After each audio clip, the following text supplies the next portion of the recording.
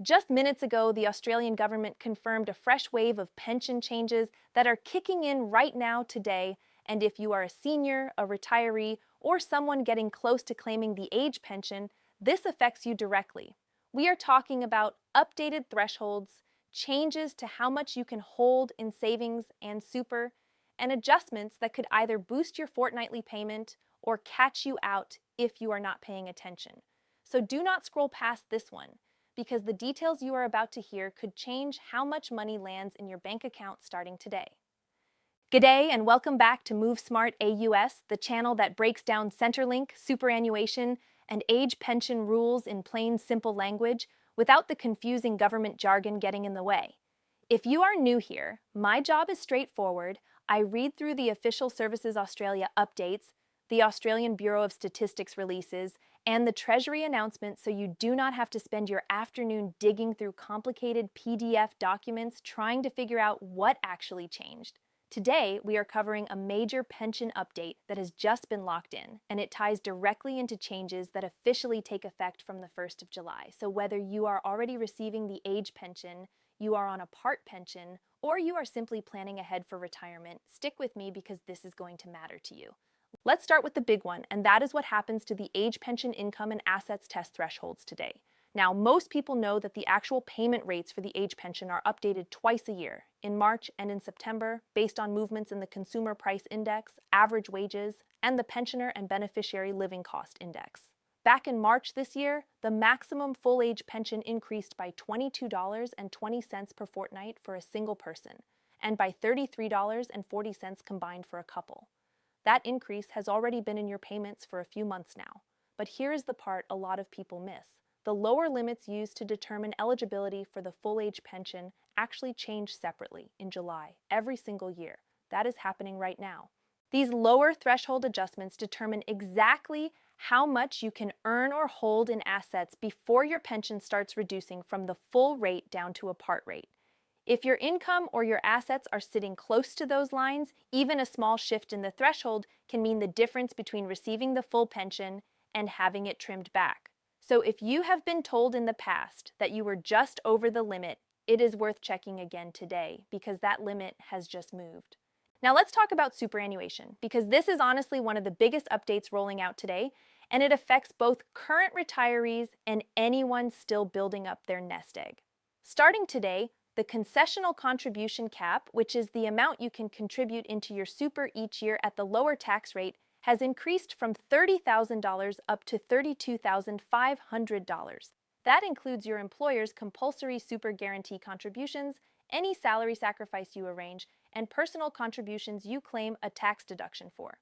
If you have been maximizing your contributions every year, this gives you a bit more room to boost your retirement savings while still getting the tax benefit. There is also a change to what is called the bring forward rule, which lets you contribute larger lump sums into super over a 2 or 3 year period instead of spreading them out.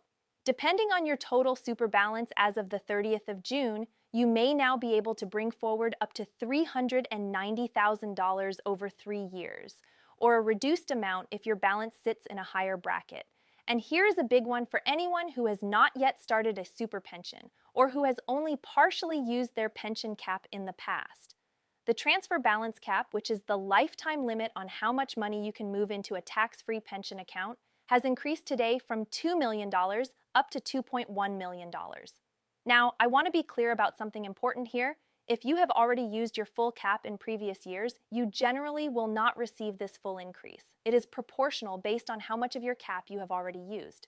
But if you have not started a pension account yet, or you have only used part of your cap, this is genuinely good news, because it means more of your retirement savings can sit in that tax-free environment going forward. Let's also touch on deeming rates, because these quietly affect a huge number of pensioners without them even realizing it. Deeming rates are used by Centrelink to estimate how much income your financial assets, like savings accounts, shares, and term deposits, are assumed to be earning regardless of what they are actually earning in real life. These rates were frozen for several years during periods of economic uncertainty, but they were increased for the first time in years back in September last year. Given how these limits and thresholds tend to move again around July, it is worth logging into your MyGov account and checking the current deeming rates being applied to your assessment, because if they have shifted, that can change your assessed income and, in turn, affect your part pension payment. For those of you receiving a defined benefit pension, say through a government or military scheme, there is also a consumer price index adjustment that applies specifically in July. This is separate from the standard age pension indexation and is based on the March quarter CPI figures released by the Australian Bureau of Statistics. If you are in this category, keep an eye out for your official notification, which is typically sent out by email or post in the lead up to this adjustment, and you can usually access the detailed breakdown through your provider's online portal. Now, I know a lot of you watching are wondering whether the pension age itself is changing because there has been a fair bit of speculation floating around online. Let me put that to rest clearly.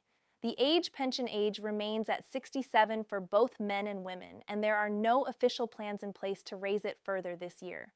The same goes for superannuation preservation age, which stays at 60 for anyone born after the 1st of July 1964.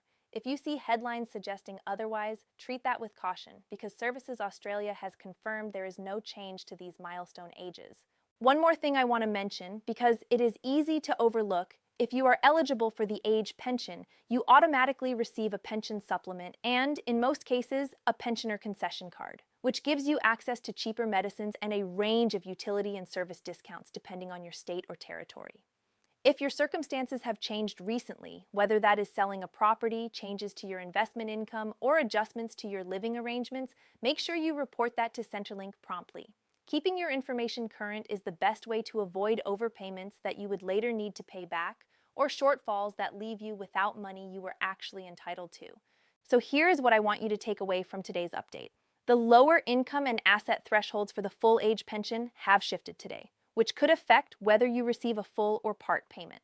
Superannuation contribution caps have increased, giving you more room to grow your retirement savings tax effectively. The transfer balance cap has risen to $2.1 million, which is particularly good news if you have not yet started your pension phase. And deeming rates and defined benefit CPI adjustments are also worth double-checking through your MyGov or provider portal this month.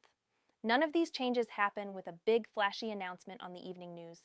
They roll out quietly through official channels, which is exactly why so many retirees miss out on entitlements they are actually eligible for. That is exactly what we are here for on MoveSmart AUS, keeping you informed about the changes that actually affect your bank account, explained the simple way, without the confusing government language getting in the way. If this video helped clear things up, give it a thumbs up. It genuinely helps more Aussie retirees find this channel. Subscribe and turn on notifications, because these thresholds and rates shift multiple times a year, and I will be here breaking down every single update as it happens. Drop a comment and let me know if you have checked your MyGov account for these new limits, or if you have questions about your own pension situation. I read through the comments and I am always happy to help point you in the right direction. Until next time, take care of your money, stay across the updates, and I will see you in the next video.